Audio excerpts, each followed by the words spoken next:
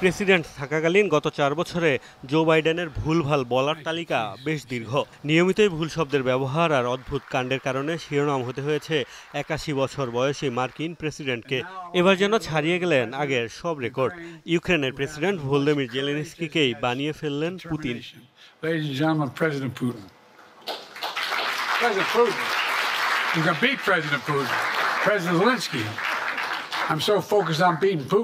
অবশ্য প্রিয় বন্ধুকে শত্রু নামে সম্বোধনের কয়েক সেকেন্ড পরেই টনক নড়ে বাইডেনের, পরক্ষণেই ভুল শুধরে নেন। তবে ততক্ষণে তার এই কাণ্ড হয়ে গেছে হাসির খোরাক।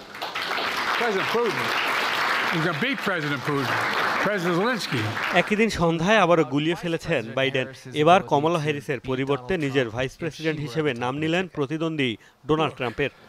I wouldn't have picked Vice President Trump to be Vice President, but I think she was not qualified to be president. এখানেই শেষ নয়, মার্কিন প্রেসিডেন্টকে রীতিমতো সংগ্রাম করতে হয়েছে চিফ অব স্টাফ বলতে গিয়ে। চিফ অব স্টাফের পরিবর্তে একবার কমান্ডার ইন চিফ উচ্চারণ করেছেন তিনি, অথচ রাষ্ট্রের প্রেসিডেন্ট হিসেবে এই পদে রয়েছেন স্বয়ং বাইডেনই। And so our military is working. I'm following the advice of my commander in chief,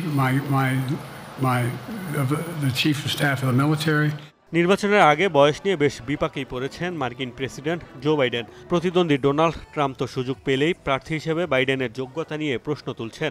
নির্বাচন থেকে সরে দাঁড়ানোর দাবি ক্রমেই জোরাল হচ্ছে নিজ দলেও। এমন ঘরে বাইরে চাপেই যেন আরও বিপর্যস্ত মার্কিন প্রেসিডেন্ট। মোস্তফা মাহমুদ, যমুনা নিউজ।